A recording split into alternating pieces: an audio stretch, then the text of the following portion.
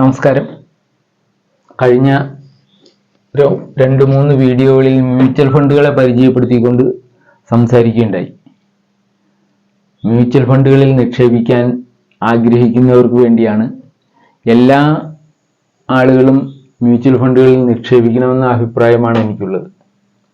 Equity investment എന്ന് പറഞ്ഞാൽ ഏറ്റവും നല്ല രീതിയിൽ സാധാരണക്കാരായ ആളുകൾക്ക് അവരുടെ പണം നിക്ഷേപിക്കുകയും അതിൽ നിന്ന് നല്ല റിട്ടേണുകൾ പ്രദാനം ചെയ്യുകയും ചെയ്യുന്ന ഏറ്റവും നല്ല സ്കീമുകളാണ് മ്യൂച്വൽ ഫണ്ടുകൾ നടത്തിക്കൊണ്ടു പോകുന്നത്. അതിൽ SIP ആയി ഇൻവെസ്റ്റ് ചെയ്യുന്ന ആളുകളുടെ എണ്ണം കൂടിക്കൊണ്ടിരിക്കുന്നു എന്നുള്ളത് സന്തോഷകരമായ കാര്യമാണ്. അവർക്ക് നല്ല റിട്ടേണുകൾ കിട്ടുന്നു, അതുകൊണ്ട് തന്നെ കൂടുതൽ ആളുകൾ അതിലേക്ക് വരുന്നു. അപ്പോൾ എല്ലാവരും ഈ സാധ്യത കണ്ടറിയുക എന്നുള്ള ഒരു ലക്ഷ്യത്തോടെയാണ് ഞാൻ ഇതൊക്കെ പറയുന്നത്. സാധാരണക്കാരായിട്ടുള്ള ആളുകൾക്ക് ലക്ഷങ്ങളൊന്നും മുടക്കാൻ പെട്ടെന്ന് കയ്യിലില്ലാത്തവർക്ക് വേണ്ടി ചെറിയ എമൗണ്ടുകൾ മുടക്കിക്കൊണ്ട് മ്യൂച്വൽ ഫണ്ടുകളുടെ ലോകത്തിലേക്ക് കടന്നു വരിക, നിക്ഷേപ മാർഗമായി സ്വീകരിക്കുക. ആ മാർഗത്തിൽ നിങ്ങൾക്ക് വിജയം തീർച്ചയായിട്ടും ഉണ്ടാവും. ഒരു ദിവസം കൊണ്ടോ 2 ദിവസം കൊണ്ടോ അല്ല, ഒരു മാസം കൊണ്ടല്ല, മിനിമം 3 വർഷം മുതലെങ്കിലും നിക്ഷേപിക്കുന്ന ഒരാൾക്ക് ഏത് FD ഇടുന്നതിനേക്കാളും മികച്ച റിട്ടേൺ നൽകുന്ന സംവിധാനമാണ് മ്യൂച്വൽ ഫണ്ട്. അതറിഞ്ഞുകൊണ്ട് അതിലേക്ക് കടന്നു വരിക. അതിന് വേണ്ടതായ എല്ലാ മാർഗനിർദ്ദേശങ്ങളും നൽകാൻ എനിക്ക് കഴിയും. അതുപോലെ ഇതിന് വേണ്ട നിങ്ങൾക്ക് ഡയറക്റ്റ് ബൈയിങ് ചെയ്യാം, അല്ലെങ്കിൽ ഒരു ബ്രോക്കറുടെ കീഴിൽ നിങ്ങൾക്ക് അക്കൗണ്ട് തുറന്നുകൊണ്ട് അതിലൂടെ നിക്ഷേപിക്കാം.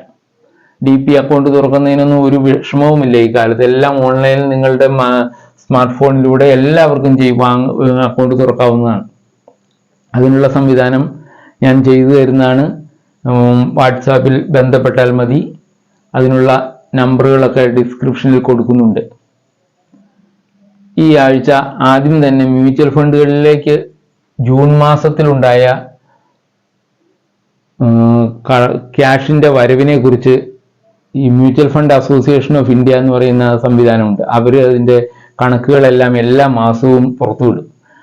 ഈ ചൊവ്വാഴ്ച ജൂണിൽ മ്യൂച്വൽ ഫണ്ടുകളിലേക്ക് വന്ന എമൗണ്ട് വെളിപ്പെടുത്തുകയുണ്ടായി. അതായത് ജൂൺ മാസത്തിൽ ഈ മ്യൂച്വൽ ഫണ്ട് ഇക്വിറ്റി മ്യൂച്വൽ ഫണ്ടുകളിലേക്ക്, അതായത് ഷെയറുമായി ബന്ധപ്പെട്ട മ്യൂച്വൽ ഫണ്ടുകളിലേക്ക് മാത്രം വന്നിട്ടുള്ള എമൗണ്ട് എന്ന് പറയുന്നത് 40,354 കോടി രൂപയാണ്. എല്ലാ കാലത്തെയും ഏറ്റവും കൂടിയ എമൗണ്ടാണിത്. ഒരു മാസം മ്യൂച്വൽ ഫണ്ടുകളിലേക്ക് വരുന്ന ഏറ്റവും കൂടിയ എമൗണ്ടാണ് ഈ കഴിഞ്ഞ ജൂണിൽ വന്നിട്ടുള്ളത്. 40,000-ന് മുകളിൽ ആയി. അതിൽ 15,000-ന് മുകളിൽ എമൗണ്ട് വന്നിട്ടുള്ളത് NFOയിലൂടെയാണ്. അതായത് ന്യൂ ഫണ്ട് ഓഫർ, പുതിയ ഫണ്ടുകൾ രൂപീകരിക്കുന്നതുമായി ബന്ധപ്പെട്ട് അതിലൂടെ സംഭരിച്ചതാണത്. നിങ്ങൾ കണ്ടിട്ടുണ്ടാവും അതിന്റെ പല പരസ്യങ്ങളും. ന്യൂ ഫണ്ട് ഓഫർ എല്ലാം പബ്ലിക്കിന് വാങ്ങാവുന്നതായിരുന്നു. അതിനൂടെ വന്നതാണ് ഈ 15,000 കോടി. SIP ഇനത്തിൽ വന്നിട്ടുള്ളതും പുതിയ റെക്കോർഡ് സൃഷ്ടിച്ചിട്ടുണ്ട്. 21,380 കോടി രൂപയാണ് ഈ SIP ഇനത്തിൽ സിസ്റ്റമാറ്റിക് ഇൻവെസ്റ്റ്മെന്റ് പ്ലാനിലൂടെ മ്യൂച്വൽ ഫണ്ടിലേക്ക് വന്നിട്ടുള്ളത്. ഒരു മാസം, ഈ ജൂൺ മാസം വന്നത് 21,380 കോടിയാണ്. എന്ന് പറഞ്ഞാൽ എല്ലാ മാസവും SIP വഴിയുള്ള എമൗണ്ട് കൂടിക്കൊണ്ടിരിക്കുകയാണ്. കൂടുതൽ ആളുകൾ അതിലേക്ക് വന്നുകൊണ്ടിരിക്കുകയാണെന്നാണ് അതിനർത്ഥം. അപ്പോൾ മ്യൂച്വൽ ഫണ്ട് ഒരു നിക്ഷേപ മാർഗമായി കണ്ടു തുടങ്ങിയിരിക്കുന്നു ആളുകൾ എന്നാണ് അതിനർത്ഥം. 18 കോടിയിൽ പരം DP അക്കൗണ്ടുകൾ ഇപ്പോൾ ഉണ്ടായിട്ടുണ്ട്. അതായത് ഡെപ്പോസിറ്ററി അക്കൗണ്ടുകൾ ഉണ്ടായിട്ടുണ്ട്. പുതിയ ജനറേഷനിൽപ്പെട്ട എല്ലാവരും തന്നെ മ്യൂച്വൽ ഫണ്ടിലൂടെ നിക്ഷേപിക്കാൻ നിക്ഷേപിക്കുന്നു. അതാണ് 20,000 കോടി കഴിഞ്ഞ മെയ് മാസത്തിൽ നിക്ഷേപിച്ച സ്ഥാനത്താണ് 21,380 കോടിയിലേക്ക് മാറിയിരിക്കുന്നത് ആ കളക്ഷൻ. അപ്പോൾ തീർച്ചയായിട്ടും മാർക്കറ്റിനെ പിടിച്ചു നിർത്തുന്ന, ഇത്രയും സ്ട്രോങ് ആയി മുന്നോട്ട് നയിക്കുന്ന ഒരു ഘടകം മ്യൂച്വൽ ഫണ്ടുകളാണ്. മ്യൂച്വൽ ഫണ്ടുകളിലേക്കുള്ള പണമൊഴുക്ക് കൂടിക്കൊണ്ടിരിക്കുകയാണ്. നിങ്ങളും അതിലൊരു ഭാഗഭാക്കാവണം എന്നാണ് എനിക്ക് പറയാനുള്ളത്. ഇന്ത്യയുടെ സ്റ്റോക്ക് മാർക്കറ്റും ഇന്ത്യയുടെ എക്കണോമിയും വളരുന്നതനുസരിച്ച് നിങ്ങൾക്കൊരു നേട്ടം ഉണ്ടാക്കണമെങ്കിൽ ഇതുപോലെ ഡയറക്റ്റ് ആയിട്ട് ആ വളർച്ചയിൽ പങ്കെടുക്കാൻ നിങ്ങൾ തയ്യാറാവണം. അതിന് മ്യൂച്വൽ ഫണ്ടുകൾ തുടങ്ങുക. SIP ആയിട്ട് തന്നെ തുടങ്ങാം. 100 രൂപ മുതലുള്ള ഫണ്ടുകളുണ്ട്. അതങ്ങനെ എത്ര മാസം 100 രൂപ അടച്ചുകൊണ്ട് 1000 അടച്ചുകൊണ്ടോ 2000 അടച്ചുകൊണ്ടോ 5000 അടച്ചുകൊണ്ടോ നിങ്ങളുടേതായ സാഹചര്യത്തിൽ നിങ്ങൾക്ക് നീക്കി വെക്കാവുന്ന പണം മാറ്റി വെച്ചുകൊണ്ട് നിങ്ങൾ തുടങ്ങുക. 3 വർഷം മുതൽ നിങ്ങളുടെ സൗകര്യം പോലെ 25 30 വർഷത്തേക്ക് തുടരാവുന്ന ഒരു സംവിധാനമാണ് SIP. അപ്പോൾ അതിൽ നിന്ന് നിങ്ങൾക്ക് കിട്ടുന്ന റിട്ടേൺ അതുപോലെ തന്നെ ഉള്ളതായിരിക്കും. നിസ്സാര കാര്യമല്ല. നിങ്ങൾ നീക്കി വെക്കുന്ന എമൗണ്ട് കൊണ്ട് നിങ്ങൾക്ക് കോടിക്കണക്കിന് രൂപ വരുമാനം ഉണ്ടാക്കാവുന്ന ഒരു സംവിധാനമാണ് മ്യൂച്വൽ ഫണ്ട്. അത് ഏത് തരം കാലാവസ്ഥയായാലും, മാർക്കറ്റ് ഇടിഞ്ഞു പോകുന്ന സമയത്ത് ഇടിഞ്ഞാലും ഉയർന്നാലും ഒന്നും നിങ്ങൾ വ്യാകുലപ്പെടാതെ തുടർച്ചയായി ഇൻവെസ്റ്റ് ചെയ്തുകൊണ്ടിരിക്കുന്ന ഒരാളെ സംബന്ധിച്ച് ഒരു വിധത്തിലും നിങ്ങൾ വ്യാകുലപ്പെടേണ്ട കാര്യമുള്ളതല്ല. മ്യൂച്വൽ ഫണ്ടുകൾ ലോങ് ടൈമിലേക്ക് നിക്ഷേപിക്കുക, അതിനനുസരിച്ച് റിട്ടേണുകൾ നിങ്ങൾക്കുണ്ടാവും. ഞാനിവിടെ 2 മ്യൂച്വൽ ഫണ്ടുകൾ SIP ആയിട്ട് നിങ്ങൾക്ക് തുടങ്ങുമെങ്കിൽ അങ്ങനെ തുടങ്ങാം. അല്ല ലംസം നിക്ഷേപിച്ചുകൊണ്ട് ഒരു തവണയായിട്ട് വേണമെങ്കിൽ അങ്ങനെയാവാം. അല്ലെങ്കിൽ ഒരു വർഷം നിക്ഷേപിക്കുക, അത് കഴിഞ്ഞിട്ട് അടുത്ത വർഷം വീണ്ടും നിക്ഷേപിക്കുക, അങ്ങനെ ഉദ്ദേശിക്കുന്നവരുണ്ടാവും. ഏത് രീതിയിലും നിക്ഷേപ മാർഗമായി സ്വീകരിക്കാവുന്ന നല്ല പെർഫോമൻസ് കാഴ്ചവെച്ചിട്ടുള്ള, ഇതുവരെ കാഴ്ചവെച്ച പെർഫോമൻസ് ഒന്നും ഇതിന് ഉണ്ടായിക്കൊള്ളണമെന്നൊന്നും ഇല്ല കേട്ടോ. അത് എല്ലാം സ്റ്റോക്ക് മാർക്കറ്റുമായി ബന്ധപ്പെട്ടതാണ്. ഞാനിത് നിങ്ങളുടെ ശ്രദ്ധയിലേക്ക് കൊണ്ടുവരുന്നതേ ഉള്ളൂ. നിങ്ങളൊക്കെ അറിയാൻ വേണ്ടിയാണ്. മ്യൂച്വൽ ഫണ്ടുകളെ നിങ്ങളൊന്ന് പരിചയപ്പെടുക. അപ്പോൾ അതിൽ നിന്ന് നിങ്ങൾ അന്വേഷിച്ച് അതിൻ്റെ ഗ്രോത്ത് ഒക്കെ എങ്ങനെയുണ്ടെന്നൊക്കെ അന്വേഷിക്കാൻ വേണ്ടിയിട്ടും കൂടി ചെയ്യുന്ന ഒരു വീഡിയോ മാത്രമാണ്. അല്ലാതെ ഇത് നിക്ഷേപത്തിന് ചെയ്തോളണം എന്നുള്ള നിർദ്ദേശങ്ങളൊന്നുമല്ല. ഓക്കെ, അപ്പൊ നമുക്ക് 2 ഫണ്ടുകളെ പരിചയപ്പെടുത്താം. ഞാൻ നിപ്പൺ ഇന്ത്യ സ്മാൾ ക്യാപ് ഫണ്ടാണ്. അപ്പോൾ മ്യൂച്വൽ ഫണ്ടുകളിൽ പലതരത്തിലുള്ള ഫണ്ടുകളുണ്ട്. ലാർജ് ക്യാപ് ഫണ്ട് ഉണ്ട്, സ്മാൾ ക്യാപ്പ്, മിഡ് ക്യാപ്പ് ഫണ്ടുകളുണ്ട്, mid cap and small cap ഉണ്ട്. ഇതെല്ലാം കൂടിച്ചേർന്നുണ്ട്. ഫ്ലെക്സി ക്യാപ് ഫണ്ട് ഉണ്ട്, balanced fund, large cap fund. ഇതങ്ങനെ പലതരത്തിലുള്ള ഫണ്ടുകളുണ്ട് മ്യൂച്വൽ ഫണ്ടുകളിൽ. അപ്പോൾ അതിൽ നിന്ന് ഞാൻ ഇവരെ നല്ല പെർഫോമൻസ് കാഴ്ചവെച്ചിട്ടുള്ള ഒരു ഫണ്ടിനെ തിരഞ്ഞെടുത്തു എന്നേ ഉള്ളൂ. ഞാൻ നിക്ഷേപിച്ചിട്ടുള്ള ഒരു ഫണ്ട് ആയതുകൊണ്ട് എളുപ്പത്തിൽ അങ്ങനെ തിരഞ്ഞെടുത്തു എന്നേ ഉള്ളൂ. നിപ്പൺ ഇന്ത്യ സ്മാൾ ക്യാപ് ഫണ്ട്. പണ്ട് ഇതിന് വർഷങ്ങൾക്ക് മുമ്പ് ഇത് റിലയൻസ് ആയിരുന്നു ഇത് കൈകാര്യം ചെയ്തിരുന്ന. റിലയൻസിൽ നിന്ന് നിപ്പൺ ഇന്ത്യ വാങ്ങിയതാണ്. റിലയൻസ് സ്മാൾ ക്യാപ് ഫണ്ട് ആയിരുന്നു. ഇപ്പോഴത് നിപ്പൺ ഇന്ത്യ സ്മാൾ ക്യാപ് ഫണ്ടാണ്. അത് കൈകാര്യം ചെയ്യുന്ന അസറ്റ് എന്ന് പറയുന്നത് അസറ്റ് അണ്ടർ മാനേജ്മെന്റ് എന്ന് പറയും, AUM. 56,462 കോടി രൂപയാണ് അതിന്റെ ഇപ്പോഴത്തെ അസറ്റ് വാല്യൂ. അത് 3 വർഷത്തേക്ക് നൽകിയിരിക്കുന്ന റിട്ടേൺ എന്ന് പറയുന്നത് 33.16%. 5 വർഷത്തേക്കാണെങ്കിൽ 35.6% റിട്ടേൺ നൽകിയിട്ടുണ്ട്.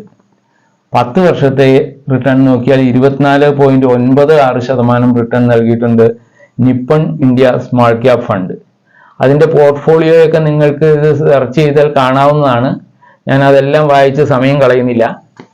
അപ്പോൾ നിങ്ങൾക്ക് അതായത് ഇപ്പൊ 3 വർഷത്തേക്ക് അത് നൽകിയിരിക്കുന്ന റിട്ടേൺ എന്ന് പറയുന്നത് 33.16%. നല്ല റിട്ടേൺ ആണ്. ഏതെങ്കിലും FD ഇട്ടാലോ ഒന്നും നമുക്ക് ലഭിക്കാൻ സാധ്യതയില്ലാത്ത റിട്ടേൺ ആണ് നൽകിയിരിക്കുന്നത്. അതിപ്പോൾ നിങ്ങൾ FDയുമായിട്ട് ഇതിനെ ഒരിക്കലും താരതമ്യം ചെയ്യാനാവില്ല. ഏറ്റവും കുറഞ്ഞ പ്രകടനം കാഴ്ചവെച്ചിട്ടുള്ള FD അല്ലാതെ മ്യൂച്വൽ ഫണ്ട് പോലും ഒരു വർഷത്തേക്ക് പോലും 17% 18% ഒക്കെ മുകളിൽ റിട്ടേൺ തന്നിട്ടുണ്ടാവും. ഏറ്റവും കുറഞ്ഞത് നിങ്ങൾ ചോദിച്ചാൽ പോലും നിങ്ങൾ ഈ 3 വർഷത്തെ കണക്കെടുത്താൽ 3 വർഷത്തേക്ക് തരുന്ന റിട്ടേൺ ഇതിലെല്ലാം 10-20% അടുത്തുണ്ടാവും. ഏറ്റവും കുറഞ്ഞ റിട്ടേൺ നൽകിയിട്ടുള്ള മ്യൂച്വൽ ഫണ്ടിന്റെ പോലും ഈ അടുത്ത കാലത്ത് ഇപ്പോഴുള്ള 3 വർഷത്തെ ആവുമ്പോൾ. അപ്പോൾ നമ്മൾ FD ഇട്ട് കഴിഞ്ഞാൽ എന്താണ് ലഭിക്കുന്നതെന്ന് നിങ്ങൾക്കറിയാം. 6 മുതൽ 7%, 7.5% വരെ കിട്ടും. അതുമായിട്ട് താരതമ്യം ചെയ്യാനാവില്ല. അതാണ് സ്മാൾ ക്യാപ് ഫണ്ടിൽ നിപ്പൺ ഇന്ത്യ സ്മാൾ ക്യാപ് ഫണ്ടിന്റെ അവസ്ഥ. അപ്പോൾ ഒരു ലാർജ് ക്യാപ് ഫണ്ടിന്റെ കാര്യം കൂടി പറയാം. HDFC ടോപ്പ് 100 ഫണ്ട് ആണ്. അത് ലാർജ് ക്യാപ്പിൽ നിന്നുള്ള ഒരു ഫണ്ടാണ്. ലാർജ് ക്യാപ് ഫണ്ട് എന്ന് പറയുമ്പോൾ നമുക്കറിയാം, അതായത് നമ്മളുടെ ബ്ലൂ ചിപ്പ് കമ്പനികളിൽ ലാർജ് ക്യാപ്പ് ആയിട്ടുള്ള കമ്പനികളിൽ മാത്രം നിക്ഷേപിക്കുകയാണ് ചെയ്യുന്നത്. മാത്രമെന്നല്ല കേട്ടോ, അതൊരു 80% അവർ അതിൽ ലാർജ് ക്യാപ്പിൽ നിക്ഷേപിച്ചിരിക്കുന്നത്.